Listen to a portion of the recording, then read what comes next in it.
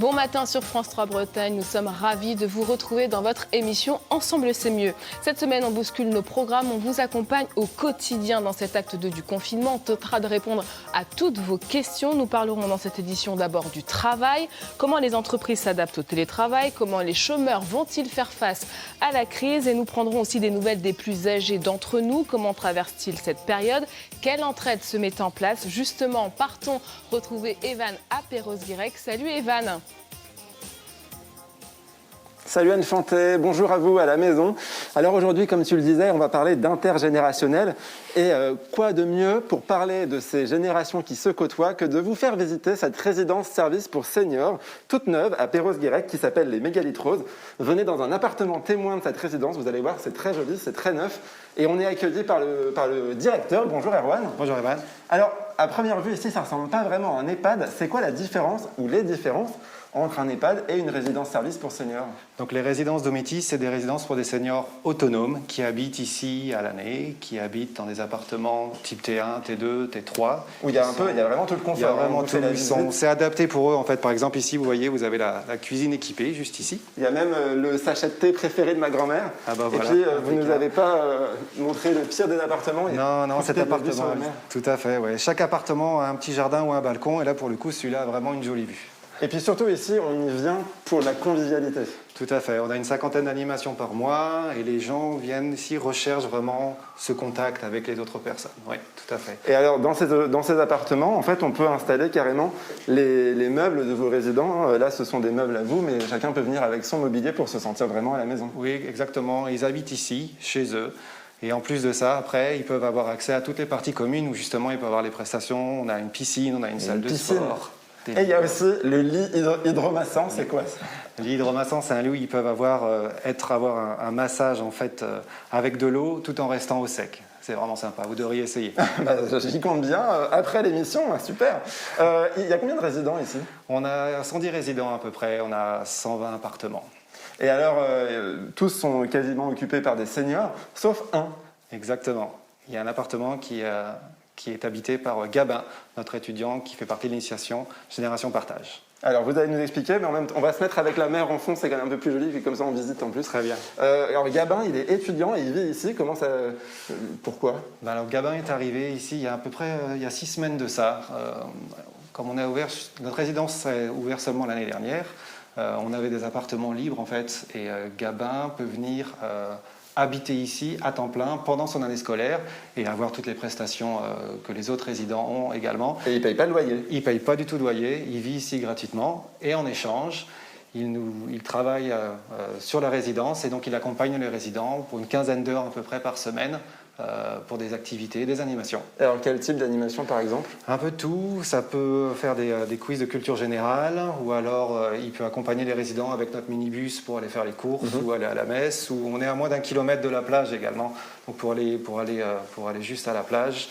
Et il peut faire également des suivis un peu plus individuels si les résidents ont besoin d'aide au niveau informatique, au niveau administratif, il est là vraiment pour les aider et les accompagner. Moi j'imagine que les résidents ils apprécient ce genre de rencontres et d'échanges. Complètement, ça a vraiment matché dès le début avec Gabin, il est vraiment bienveillant et c'est vraiment gagnant-gagnant pour lui parce qu'en plus d'habiter dans un appartement tout neuf, il acquiert plus d'expérience dans le secteur de l'animation, chose qu'il faisait avant également. Et bien justement, ce fameux Gabin, on va aller le rencontrer puisque commence dans quelques minutes un atelier sur la culture générale avec des résidents de la résidence. Par contre, Anne Fantet, de nous deux, c'est bien toi la plus âgée, donc si tu veux, je te réserve un appart. Hein? Ça t'intéresse? C'est sympa comme proposition à 2 jours de mon anniversaire, merci beaucoup. Happy birthday. Allez, à tout à l'heure, Evan. Je vous le disais au début de l'émission, on parle de télétravail aujourd'hui. C'est un nouveau rendez-vous dans votre émission. Chaque jour, on donne la parole à un télétravailleur et c'est une télétravailleuse en l'occurrence pour cette première. Merci Laurence Burel de se prêter au jeu pour nous. Vous travaillez dans le secteur du tourisme et du handicap en Bretagne. Comment vous vivez ce reconfinement et surtout ce retour au télétravail ? Alors écoutez, c'est un petit peu compliqué en effet, puisque effectivement mon cœur de métier, c'est d'être sur le terrain au plus proche des professionnels.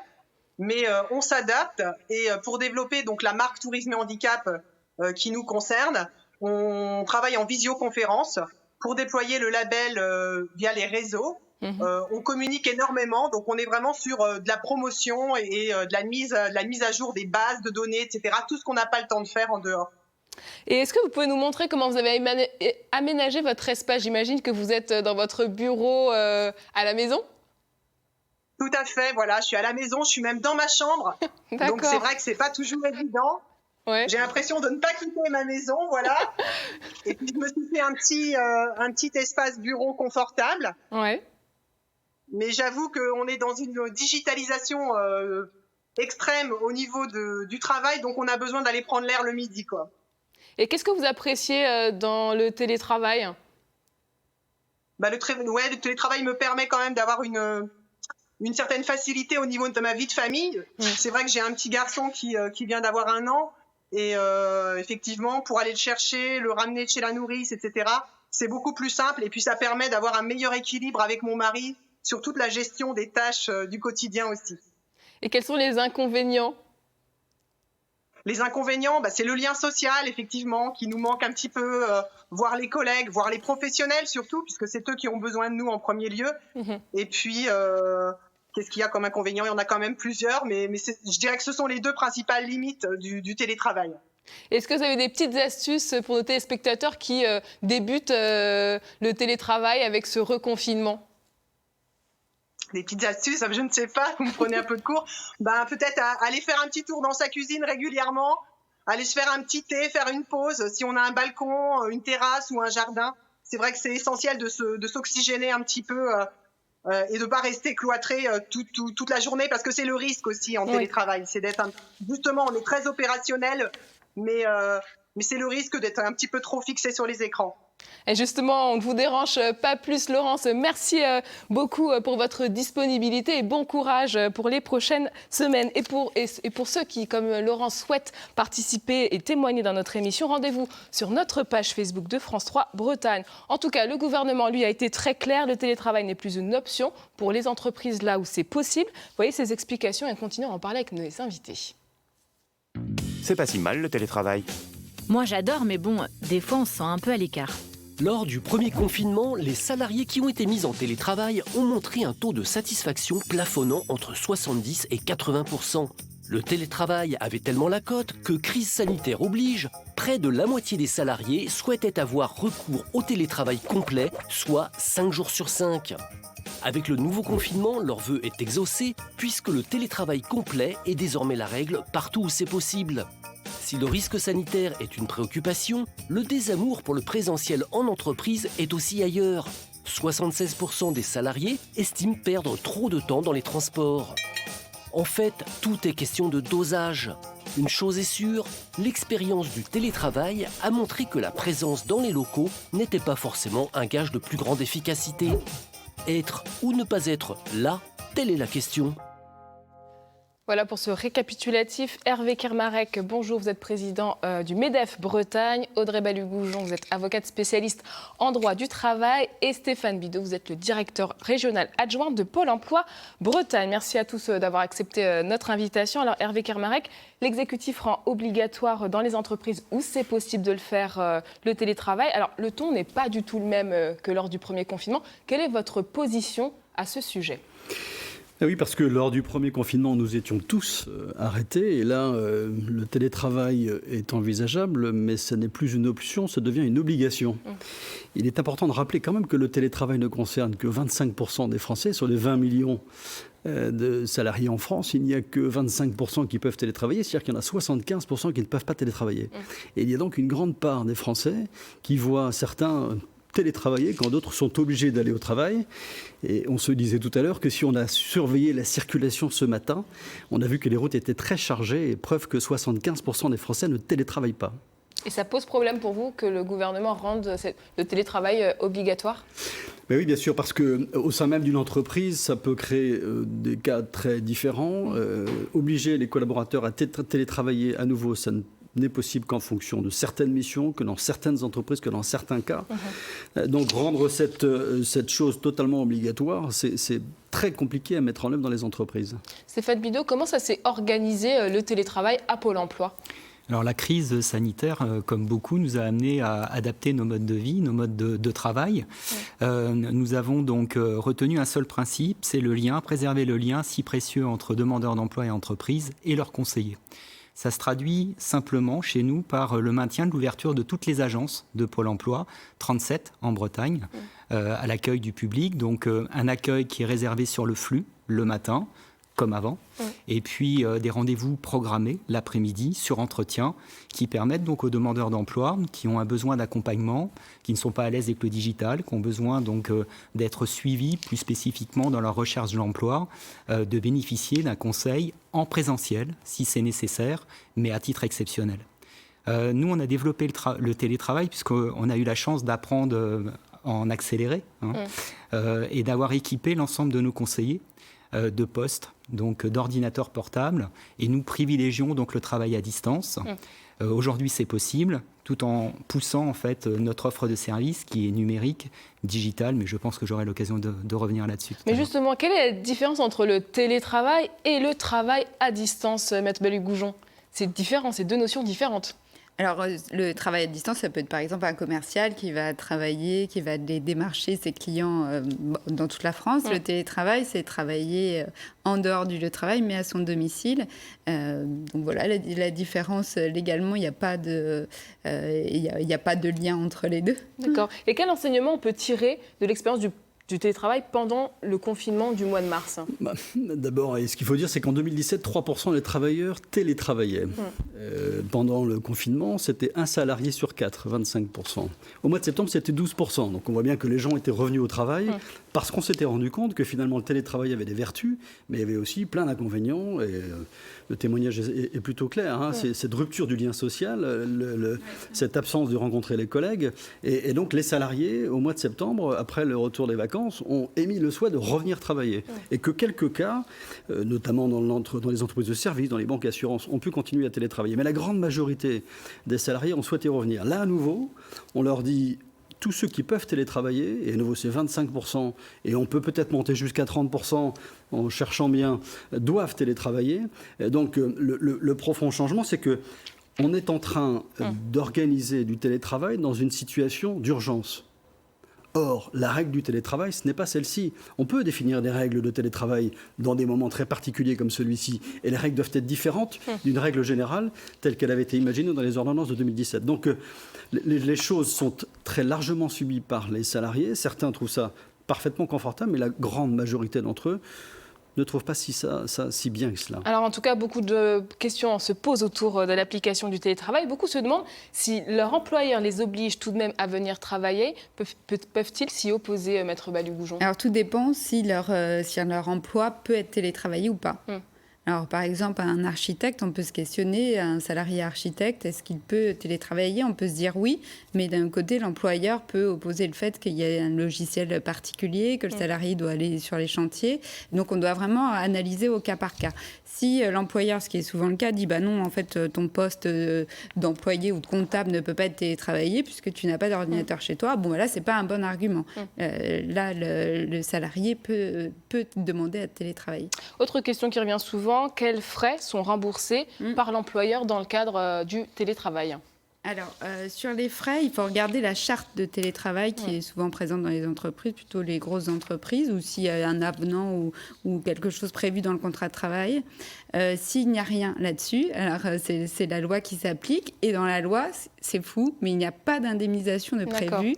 Et même au moment du premier confinement, le gouvernement a été interrogé, pas d'indemnisation du salarié. À l'inverse, nous, quand on regarde la jurisprudence, il y a quand même eu des condamnations de sociétés à payer une indemnité aux télétravailleurs lorsqu'il peut justifier de frais particuliers. Et autre question aussi très récurrente qui m'a beaucoup étonnée, a-t-on le droit de percevoir tout de même des tickets restaurants quand on travaille à la maison ? Oui, on peut se dire que non, puisqu'on ne va pas au restaurant par essence, mais si, les tickets restaurants, les primes repas sont maintenus. D'accord. Donc il y a des choses comme ça, comme aussi les accidents de travail. Ça existe toujours lorsqu'on est en télétravail, donc on n'est n'est pas sur le lieu de travail physique, donc nos bureaux ou l'atelier, mais si on est chez soi et qu'on a un accident chez soi pendant le temps de travail, c'est un accident de travail. Donc bien prévenir son employeur si ça nous arrive. Okay. Et dans l'actualité, le MEDEF va entamer des négociations autour de cette question du télétravail. Quels sont les enjeux pour vous? Sur quoi vous voulez appuyer? Alors d'abord, cette négociation, elle s'ouvre après quelques mois de diagnostic avec l'ensemble des partenaires sociaux, syndicats de salariés et syndicats de patronat. Il y a eu de nombreuses réunions, des experts qui se sont réunis. L'objectif, c'était d'abord de répertorier les enseignements de ce qui s'est passé durant le confinement, et puis bien évidemment d'identifier quels étaient les enjeux, et puis de répondre aux questions dans la perspective de la reprise d'un télétravail. Les enjeux sont assez nombreux. D'abord, ils sont sociaux, on l'a vu, c'est la rupture du lien avec l'entreprise. Ce sont des enjeux économiques. Lorsque les salariés sont au télétravail, c'est tout un environnement économique qui s'arrête. Je pense notamment aux restaurateurs. Des enjeux territoriaux et environnementaux, parce que lorsque l'on télétravaille, on se déplace moins. Alors, c'est formidable, certainement en région parisienne. C'est sans doute un peu moins vrai dans les zones urbaines moins denses ou dans les zones rurales. Des enjeux d'organisation dans l'entreprise. Quand un salarié n'est pas présent, le travail doit s'organiser différemment. Et il y a un poids qui est très fort aujourd'hui sur le management intermédiaire. C'est comment arrive-t-on à organiser le travail à distance? Comment se réadapter aussi? Et comment les managers arrivent à parler avec leurs collaborateurs. Et puis justement, comment ce management se met en place. Donc cette phase de négociation s'ouvre quand même sur ce diagnostic, sur l'identification de ces enjeux. Ce que l'on peut dire, c'est que globalement, le diagnostic a démontré que la quasi-totalité des situations que l'on a rencontrées dans le cadre du télétravail sont conformes à la situation juridique. Je rappelle qu'il y avait un accord national interprofessionnel qui avait été signé en 2005, et puis il y avait des ordonnances qui avaient été allégées en 2017, dont notamment la prise en charge des frais par Muriel Pénicaud. Donc le télétravail est déjà encadré par le droit du travail. Il y a autant de situations de télétravail qu'il y a d'entreprises. Et à nouveau, on le dit bien, on ne peut pas faire de ces accords de télétravail un accord national interprofessionnel parce que chaque entreprise doit gérer le télétravail à sa façon. Vous envisagez plus les accords d'entreprise plutôt que des accords de branche, si je comprends bien. Il faut laisser l'entreprise gérer lui-même ses accords de télétravail parce que chaque entreprise gérera ça à sa manière. Et ça ne peut pas être vrai dans un même secteur d'activité de façon globale à toutes les entreprises. Est-ce que vous craignez le fait que les entreprises soient sanctionnées si elles n'appliquent pas cette directive de l'État ? C'est le risque pour vous aujourd'hui? Non, je ne pense pas que l'État ira jusqu'à sanctionner parce qu'à nouveau, le nombre de postes télétravaillables, c'est quand même très minoritaire. Je rappelle, c'est 25%. On a bien l'idée que ce n'est plus une option, mais une obligation. Mais une obligation qui n'est pas sanctionnée. C'est-à-dire qu'on en appelle à la responsabilité des entrepreneurs que, dans la mesure du possible, de mettre leurs salariés en télétravail. Mais à nouveau, entreprise par entreprise, tout ça est extrêmement complexe à mettre en œuvre. Alors on le sait aussi, un certain nombre de personnes vont perdre leur emploi à cause du coronavirus ou l'ont déjà perdu. À Pôle emploi, comment vous vous organisez face à cet afflux potentiel de chômeurs dans l'avenir ? Alors très simplement, donc, comme je vous l'indiquais tout à l'heure, nous avons privilégié l'ouverture des agences. La plupart des conseillers de Pôle emploi sont équipés d'un ordinateur portable et peuvent délivrer l'ensemble des missions à distance. Ça, c'est très important puisque ça n'était pas le cas au tout début de la première période de confinement. Aujourd'hui, nos conseillers ont la possibilité de maintenir un accueil donc, en agence et de pouvoir donc, accompagner les demandeurs d'emploi et les entreprises. Et tout ça, donc, dès lors qu'il y a un accueil, puisque j'y reviendrai tout à l'heure, dans le strict respect des consignes sanitaires. Nous, en fait, on a tout simplement choisi de travailler à distance, mais aussi de maintenir la possibilité pour les employeurs de recruter, notamment dans les métiers en tension. Je vais donner 2 exemples très concrets. La semaine dernière, nous avons organisé une semaine de l'emploi dans les métiers de la santé et du médico-social, en lien avec l'ARS, en partenariat avec l'ARS. Ça a très bien fonctionné parce que du coup, on a pu réaliser par centaines des recrutements d'aides-soignants dans les professions paramédicales, par exemple. Ça, c'était la semaine dernière. On va poursuivre ces actions, parfois en présentiel, comme je l'indiquais, en mobilisant donc des opérations de recrutement qu'on appelle chez nous #TousMobilisés. Et puis également en mobilisant la méthode de recrutement par simulation, si c'est nécessaire. Et puis cette semaine, démarre une autre semaine de l'emploi, mais cette fois dans l'agriculture, en partenariat avec l'ANEFA, où là, donc, alors à distance, sous forme de webconférence, sous forme de job dating à distance, puisque c'est possible, voilà, des webinaires également. Nous recrutons donc dans les métiers du maraîchage, l'élevage porcin, laitier, enfin tous les métiers de l'agriculture qui sont fortement en tension et pour lesquels donc on demande un effort de participation de Pôle emploi au maintien de l'économie. Et finalement, quels sont les profils aujourd'hui qui subissent de plein fouet cette crise ? Alors, on raisonne plutôt par secteur d'activité, comme je l'indiquais. Donc, l'agroalimentaire, c'est que je peux ajouter à l'agriculture, les métiers de la santé, bien évidemment, le transport également, qui souffre, notamment le transport voyageur. Alors, pas aujourd'hui, mais ou de marchandises. Et puis également les métiers de la logistique en Bretagne sont des secteurs sur lesquels il y a de fortes tensions sur le marché du travail. Alors nous avons une question aussi qui revient souvent. Beaucoup de demandeurs d'emploi s'inquiètent de leurs droits. Ils sont en fin de droit, ils s'inquiètent. Est-ce que leur allocation chômage pourront être prolongées ? Alors, c'était le cas dans la première période de confinement, puisque les droits avaient été prolongés en mars, avril et mai. Pour le moment, je n'ai pas de connaissance d'une décision donc, qui est imminente, qui sera donc rendue par le ministère du Travail. Donc, c'est aussi une décision en partenariat avec l'assurance chômage, bien entendu. Donc là, je ne suis pas en mesure de vous le dire. Je pense qu'on aura l'occasion de communiquer sur ce point très, très prochainement. Je voudrais juste revenir très rapidement sur la manière dont les demandeurs d'emploi, les entreprises ont perçu la première période de confinement versus services délivrés par Pôle emploi. 82,3% des demandeurs d'emploi ont estimé que de mars à mai, ils avaient réussi assez facilement, voire même facilement pour être direct, à entrer en contact avec Pôle emploi. Donc ce que je veux dire, c'est que le travail à distance, au travers de la digitalisation, n'est pas un obstacle, même pour les usagers. Dernière question, Hervé Kermarek. Croyez-vous un infléchissement des mesures gouvernementales ? On pense tous à Noël. Est-ce que vous pensez qu'il y aura des actions en faveur des entreprises d'ici la fin de l'année ? Alors, on peut l'espérer notamment sur le commerce, tous ces commerces dits non essentiels qui ont été fermés. Et on le voit d'ailleurs, malheureusement, la concurrence des plateformes numériques se mettre en place. Donc on peut espérer qu'il y aura un infléchissement des mesures. Et il faut regarder la courbe des hospitalisations, qui est d'abord la résultante là, du couvre-feu et une courbe qui semble diminuer. En revanche, une courbe des malades qui augmente. Donc, et on aura, je crois, un pic d'ici à une quinzaine de jours. Donc on a du mal à savoir quels seront finalement les indicateurs qui permettront d'inverser un peu la tendance, mais il faut l'espérer parce que les commerçants ont besoin de reprendre les activités, les entreprises, les activités non essentielles ont besoin de reprendre le travail. Tous ces commerçants ont des stocks qui sont très importants, les réserves dégorgent de marchandises. Et évidemment, si ces commerçants n'arrivent pas à la liquider pour Noël, ce sera compliqué. C'est bien que la situation est très compliquée. Merci à tous les trois d'avoir participé à notre dossier du jour. Et justement, ce nouveau confinement pose une nouvelle fois la question de la solitude. Françoise nous a rejoint. Bonjour. Vous êtes la coordinatrice de l'Association française des solos à Rennes. Votre association s'adresse aux personnes seules. D'abord, personnellement, comment vivez-vous ce reconfinement ? Je dirais plutôt moins bien que le premier, parce qu'il n'y a pas de soleil. C'est la première des choses.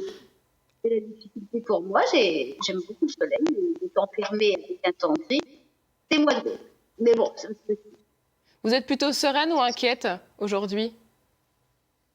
Oh, sereine. Sereine plutôt. Et quelles sont les activités que vous proposez habituellement dans votre association ? Alors, ce sont des occupations de tout genre, de sorties, des rencontres soit au restaurant, soit pour aller se promener, soit pour aller passer des week-ends, soit des soirées théâtrales, cinéma et tout ça. Tout ce qu'on peut imaginer, comme sortie. Puisque ce sont les membres de l'association qui proposent des sorties. Alors, ça peut être des restaurants, des théâtre, comme je dis, pour aller se promener, des randos, tout ce qu'on peut imaginer comme sortie, tout ce que les gens peuvent avoir dans leur comme envie de sortir et de proposer aux autres. Et justement, comment vous allez vous réorganiser au vu du contexte sanitaire puisqu'on ne peut plus sortir ? Alors, comme on ne peut plus sortir et ni se retrouver, nous avons la chance d'avoir un site internet qui nous permet de communiquer tous ensemble. D'accord. Vous avez créé un groupe, c'est ça? Comment ça marche? Alors, c'est un site internet, c'est l'Association française des solos au niveau national qui a mis en place un site internet avec un forum où on peut mettre des photos, parler de ce qu'on a envie de vivre en ce moment, de ce qu'on vit en ce moment, de ce qu'on attend, mais aussi pour apprendre des nouvelles des uns et des autres, et puis partager dans tous les sens du terme. C'est important de préserver le lien social, de rester connecté avec les autres? Oh, complètement. C'est une association qui s'adresse donc à des gens qui sont seuls, donc Association française des solos par excellence, et donc où la solitude peut parfois être lourde, et donc rencontrer de nouvelles personnes, ça permet d'avoir un paysage beaucoup plus ensoleillé. Et pour ceux qui souhaitent rejoindre votre association, quelle est la marche à suivre?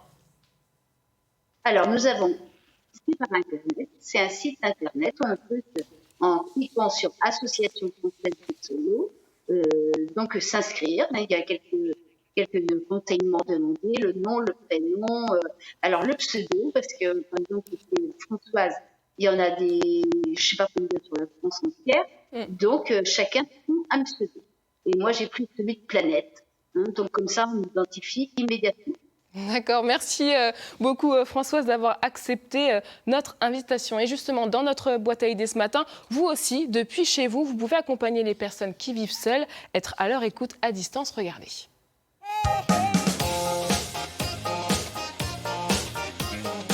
Ça va être dur ce nouveau confinement pour les gens qui vivent seuls. T'as raison, on peut pas les laisser dans cette solitude, faut les soutenir. Vous voulez vous engager pour les autres pendant ce second confinement? Savez-vous que l'association SOS Amitié recherche 500 bénévoles pour faire face à l'augmentation du nombre d'appels depuis le début de la crise sanitaire? En moyenne, seul 1 appel sur 4 est traité et dans la nuit, parfois 1 sur 7. Et ce besoin d'écoute risque d'augmenter tout au long du confinement. Être écoutant à SOS Amitié, en quoi ça consiste?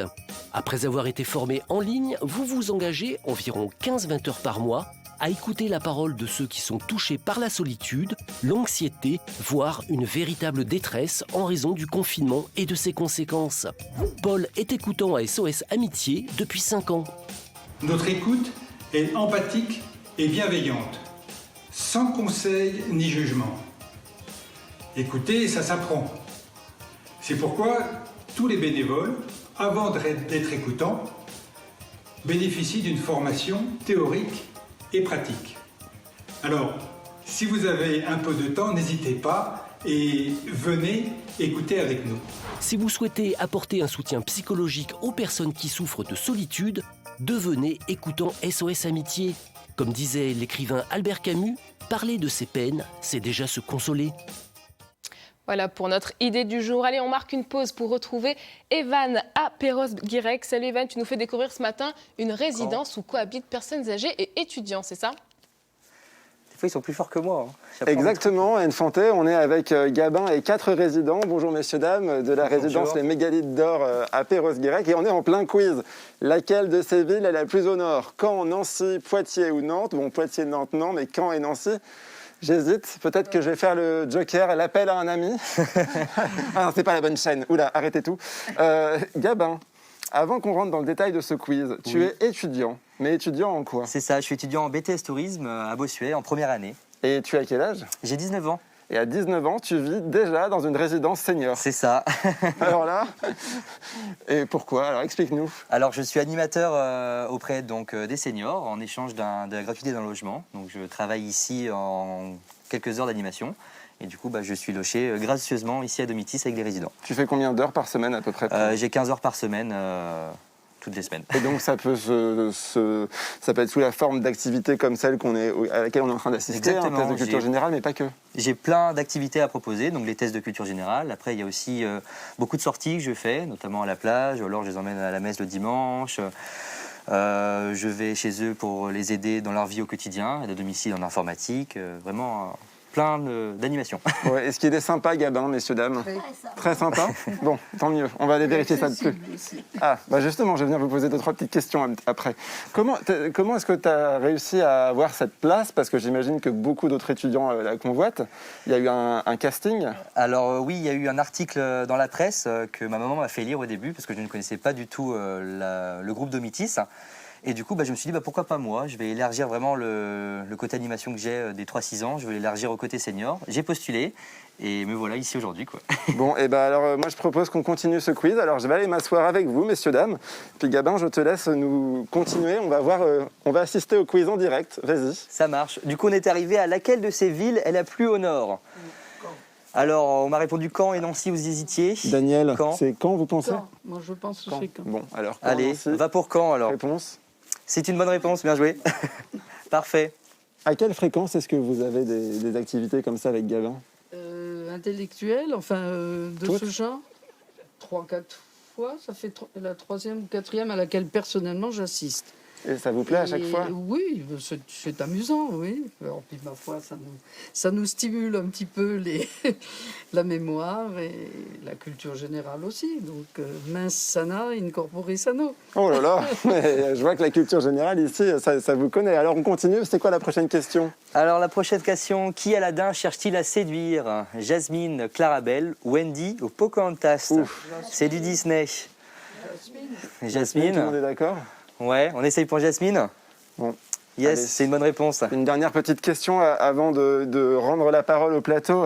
Gabin, est-ce que tu as le droit de faire des soirées étudiantes dans ton appartement en résidence senior? Alors j'ai le droit d'inviter qui je veux quand je veux, parce que je suis vraiment chez moi comme les résidents. Après, ça reste dans les limites du raisonnable aussi, vu que c'est quand même mon lieu de travail, mais vraiment je suis libre là-dessus. À ma responsabilité, bien sûr. Tout en étant respectueux, voilà, évidemment, et c'est logique, comme partout. Ouais. Bon, allez, on continue notre quiz, parce que mine de rien, après, il y a un cours d'aquagym, mais ce serait dommage de le rater. Allez, je me rassois. Question suivante. À toi, une fantasme. À tout à l'heure. Alors, quelle théorie Charles Darwin a-t-il inventé? Audrey Goujon, c'est quand même formidable, cette résidence intergénérationnelle. Hein. C'est vraiment l'exemple qu'on a envie de reproduire partout. Oui, même nous, on irait bien à l'aquagym tout à l'heure. Ce sera ça aussi, l'un des enseignements de cette crise sanitaire, l'entraide pour les plus âgés d'entre nous, Stéphane Bidot? Oui, alors juste pour illustrer, nous, dans les agences Pôle emploi, nous avons la chance de travailler avec des services civiques, donc des jeunes. Oui. Et on voit comment le lien intergénérationnel est important et permet en fait des approches complètement différentes. Et donc c'est à reproduire. Super.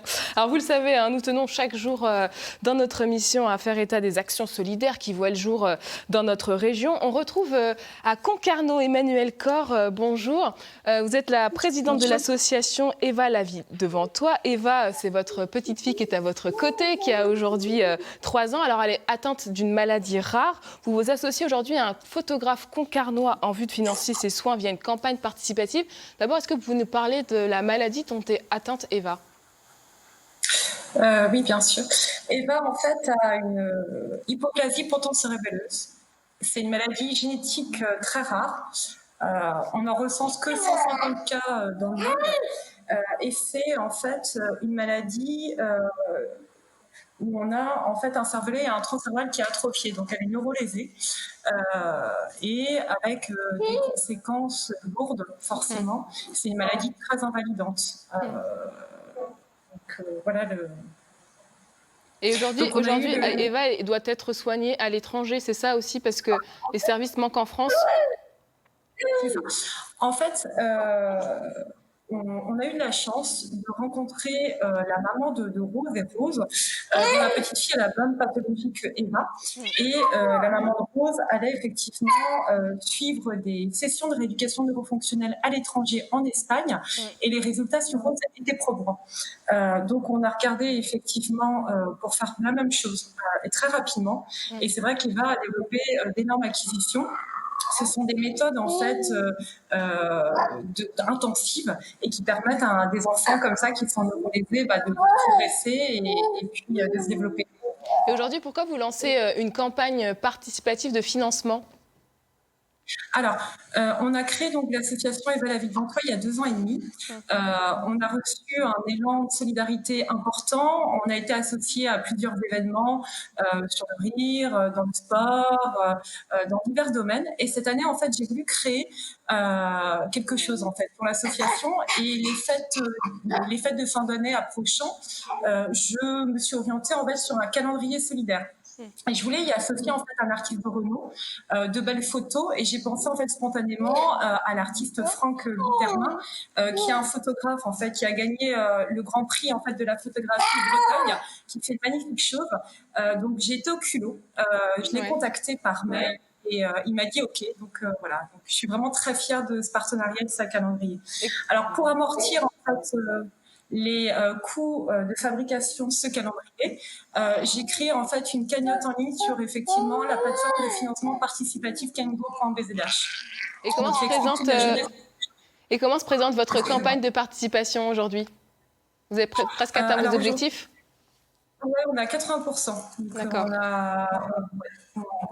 Donc il reste 20% encore effectivement pour atteindre les 4 000 €, avec fatidique 4 000 €, mais on est vraiment très contents. Voilà, aujourd'hui ça a bien pris, et donc le calendrier va avoir le jour, donc ça c'est une grande fierté. Et pour ceux qui souhaitent s'investir dans une association, quel message vous porteriez aujourd'hui pour les convaincre de s'investir dans le territoire, dans des causes? En fait, ce qui est important, c'est vraiment de porter un message d'espoir, un message de solidarité. On le voit bien effectivement, pour effectivement ce qui concerne Eva, cette association nous a fait le plus grand bien, parce que ce qui est important en fait quand vous avez des difficultés comme ça, c'est d'être dans l'action. Et ça permet effectivement d'être du coup dans le combat, d'être dans le positif en fait, et c'est fondamental. Et je pense qu'effectivement les engagements communaux c'est important, parce que ça fédère autour de belles valeurs. Merci beaucoup Emmanuelle Corr d'avoir témoigné dans notre émission. Pour ceux qui souhaitent vous aider, rendez-vous sur le site de Kengo. Eva et toute sa famille ont besoin de nous. Juste une petite réaction, dans ce contexte sanitaire compliqué, il faut de la solidarité. Hervé Camarec, c'est indispensable. Oui, c'est indispensable parce que cette crise-là est aussi révélateur des difficultés que les uns et les autres peuvent rencontrer, des fractures sociales. Et si l'entraide ne fonctionne pas dans ces moments-là, eh bien, il y a des vraies ruptures. Donc, bravo pour cette initiative-là, bravo pour le courage qu'a cette maman. Voilà. Une petite réaction C'était très touchant, tout ce qu'elle met en œuvre, et puis elle a plein d'idées, quoi. Faire appel à ce photographe, c'est original, et ça donne un beau focus sur l'histoire de sa petite fille. Et j'imagine, Stéphane Bidou, pendant le confinement, vous avez vu aussi dans votre entourage, dans la région, des initiatives qui vous ont touché, ému? Oui, il y a beaucoup d'initiatives avec un fondement social, quoi, très important. Et voilà, je rejoins ce qui a été dit. Cette maman est remarquable, très touchante, et voilà, je salue son courage. On leur souhaite beaucoup de courage. Allons, partons faire un dernier saut du côté de la résidence Les Mégalitros à Perros-Guirec. C'est là où l'on retrouve Evan. Et oui, on est toujours en plein quiz de culture générale. On ne s'en lasse pas. D'ailleurs, on va essayer de tester votre culture générale à vous à la maison et à vous sur le plateau. Dans la petite maison dans la prairie, dans quel village la famille Ingalls vit-elle? Manhattan, Walnut Grove, Mystic Falls ou Brooklyn? Est-ce que vous Je laisse avez mes invités répondre. J'en sais rien. On a un trou là, on ne sait plus trop. Walnut Grove me souffle-t-on à l'oreillette. Il n'y a pas de fan de la... Il n'y a pas de fan de la petite maison dans la prairie sur le plateau? Est-ce qu'on en a ici, messieurs, dames? Walnut Grove. Walnut Grove, Daniel? Oui. Bon, alors on va vérifier également. On essaye. C'est une bonne réponse. Ah, c'est une bonne réponse. Daniel, elle est trop forte. Ouais. Depuis tout à l'heure, elle n'arrête pas de gagner. Gabin, comment c'est perçu par ton entourage le fait que tu sois étudiant et que tu habites ici, que tu travailles ici? Est-ce que ça intrigue les gens? Pas forcément. On me dit souvent que je suis courageux d'allier le BTS, parce qu'on a quand même c'est soutenu, ce qu'on se demande en charge de travail. Mais bon, l'allège des deux se fait comme ça. Comme job étudiant, c'est quand même plus sympa que de faire des burgers. Ah oui, c'est sûr. Non. Puis c'est agréable aussi ici de travailler avec des seniors, parce que du coup, moi, j'en apprends beaucoup avec eux. Donc c'est vraiment super intéressant. Aux étudiants qui nous regardent, en ces temps de confinement, tu les inciterais à faire ça? Oui, pourquoi pas. S'ils ont la volonté de le faire et puis l'envie, oui, carrément. Bon, Daniel, attends, je vais me rapprocher un petit peu parce qu'on est un peu... Ah oui, on n'a pas trop le droit. Bon, d'accord. Daniel, qu'est-ce que ça vous fait de voir un jeune dans les couloirs? C'est très sympathique, je trouve, et c'est même courageux de sa part. Concilier des emplois du temps très différents et puis si chargés, chapeau. Est-ce que c'est apprécié par tous les résidents? J'imagine, oui. Enfin, les échos que j'en ai personnellement. Maintenant, il faudrait peut-être faire un sondage. Vous dites, il y a quoi d'autre comme activités dans cette résidence? Ça a l'air d'être génial. Des activités sportives, oui, notamment l'aquagym, des sorties randonnées pour ceux qui le souhaitent, de la gymnastique, bien sûr, des ateliers équilibre, et j'en oublie peut-être, le Qigong aussi. Ouais. Le Qigong, oui. Qu'est-ce que c'est le Qigong? C'est une discipline asiatique, mais alors je ne saurais pas vous justement, la décrire. alors je ne vais pas vous retarder dans le quiz. Non, Gabin me regarde avec des grands yeux. Ne viens pas vers moi. Non, je vous laisse faire un quiz, quoi qu'on pourrait faire une question là-dessus. Je vais aller plutôt poser la question au directeur. Oui. D'ailleurs, vous avez piqué ma place. Oui, j'ai pris ma place, désolé. Alors, c'est quoi le Qigong? Le Qigong, c'est une discipline asiatique, en fait, qui allie la souplesse, les mouvements doux, et qui permet à nos résidents de pouvoir s'étirer tout en douceur. Bon, c'est une vraie démarche que vous avez d'inciter la mixité générationnelle dans vos résidences. Qu'est-ce que ça vous inspire justement de créer ce genre de relation? C'est super. En fait, notre but principal dans toutes les résidences de métier, c'est vraiment que nos résidents soient bien, qui se sentent bien ici, et ça se fait grâce, entre autres, à des personnes extérieures qui viennent faire des activités, mais également à l'équipe ici. On a à peu près 20-25 employés. Oui, qui sont aussi de tous âges. De tous âges différents, et on est vraiment une famille tous ensemble, en fait. Surtout pendant ces moments de confinement, on a besoin tous de se resserrer et d'être ensemble. Ça résonne vraiment d'avoir quelqu'un aussi bienveillant que Gabin avec nous dans l'équipe. Bon, en tout cas, merci beaucoup de nous avoir ouvert vos portes. On sait comment c'est compliqué en ce moment. Merci de l'avoir fait. Je vous en prie, merci. Merci à tout le monde. Et oh là là, elle est dure cette question. Enfante, est-ce que tu veux une dernière question? Je t'écoute. Alors, à qui doit-on la chanson Can I Guess a Witness? Bob Dylan, Marvin Gaye, Rolling Stone ou Chuck Berry? Moi, je sais pas. Daniel, c'est Daniel, c'est tout. Bon, on sèche. Je sais pas, Chuck Berry, c'est trop... tant pis, on aura la réponse demain. Bob Dylan, mais... Merci, Bob Dylan, bonne journée à tous. Merci beaucoup, Evan. Merci à tous nos invités d'avoir été avec nous ce matin. À suivre dans quelques instants votre journal régional. Très belle journée sur France 3 Bretagne.